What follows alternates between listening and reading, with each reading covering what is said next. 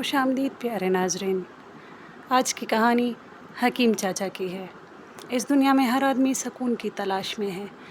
کوئی جنگل بیابان کا رخ کرتا ہے، کوئی نیند کی گولیوں کا سہارا لیتا ہے، کوئی موسیقی میں سکون تلاش کرتا ہے تو کوئی قدرتی مناظر میں سکون ڈھونڈتا ہے۔ کریم بخش بھی سکون کی تلاش میں مارا پھرتا تھا۔ وہ گھر میں بیوی بچوں کے شور و غل سے بہت عاجز آ جاتا تھا تو ندی کے پل پر جا کر بیٹھ جاتا تھا اور گھنٹوں لہروں کو تکتا رہتا تھا۔ ایک دن انہوں نے پیش امام تبارک علی سے اپنی تکلیف بیان کی اور مشورہ مانگا۔ تبارک علی نے کہا، میاں سنا ہے پڑوس کے گاؤں کے سرگنج میں ایک تجربہ کار حکیم ہے جو حکیم پرسکون کے نام سے مشہور ہے، ان سے مشورہ کر لو۔ اگلے دن کریم بخش حکیم صاحب کے مطب پہنچ گئے۔ حکیم صاحب گاؤں تکیے سے ٹیک لگائے سکون سے خراٹے لے رہے تھے۔ کریم بخش کے کھانسنے کی آواز سے چونک کر آنکھیں کھولی اور اسی انداز میں لیٹے لیٹے اس کی نبض دیکھ کر بولے، سکون چاہیے؟ جی سرکار، کریم بخش نے کہا۔ کتنا؟ جی بہت سا، یعنی مکمل۔ تو پھر 4 لوگوں کو لے آؤ۔ وہ کیوں جناب؟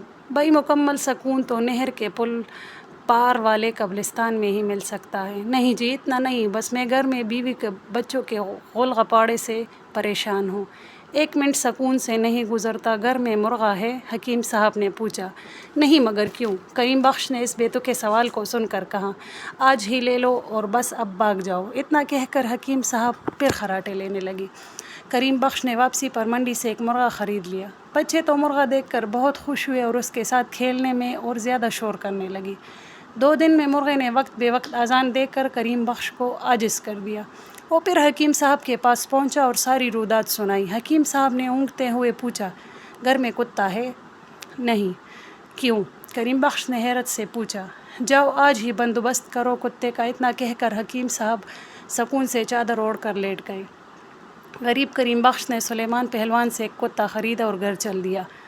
بچے کتا دیکھ کر اور خوش ہوئے۔ اب کتا اور مرغا دونوں مل کر شور مچاتے، گھر میں طوفان برپا رہتا۔ کریم بخش کا رہا سہا سکون بھی غارت ہو گیا۔ بیچارہ پھر حکیم صاحب کے پاس حاضر ہوا اور رو کر اپنی بپتا سنائی۔ حکیم صاحب انگڑائی لے کر بولے، گھر میں گدھا ہے؟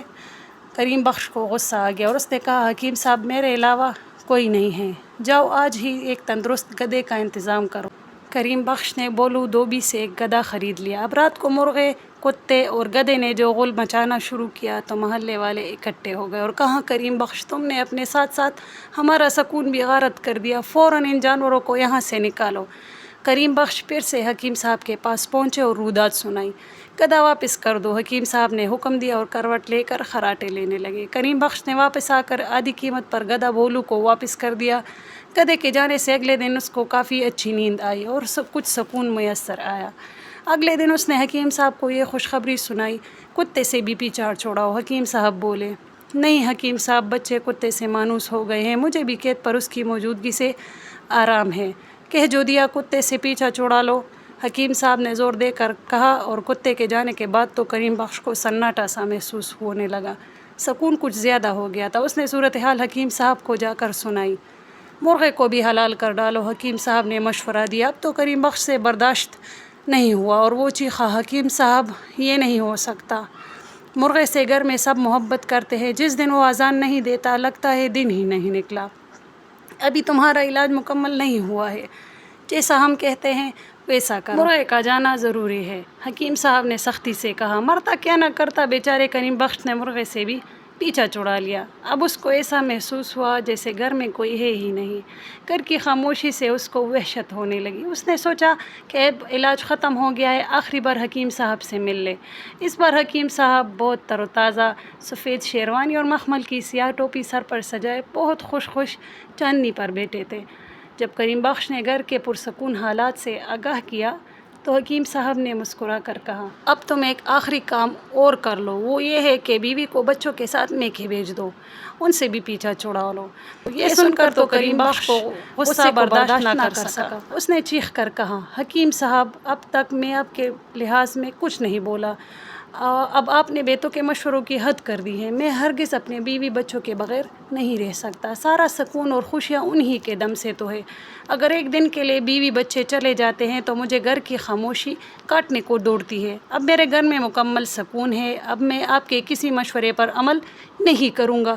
یہ سن کر حکیم صاحب نے کریم بخش کو اپنے قریب آنے کا اشارہ کیا. پھر اس کے سر پر شفقت سے ہاتھ پھیر کر کہا، کریم بخش، میری یہ تمام باتیں تمہاری علاج کا حصہ تھیں. تمہیں اس حقیقت کا احساس ہی نہیں تھا کہ سکون انسان کے اندر ہوتا ہے. جو انسان اپنے اندر سکون تلاش کرتا ہے وہی زندگی میں کامیاب اور مطمئن رہتا ہے. جاؤ اب اپنے بچوں کے ساتھ سکون و آرام سے زندگی بسر کرو.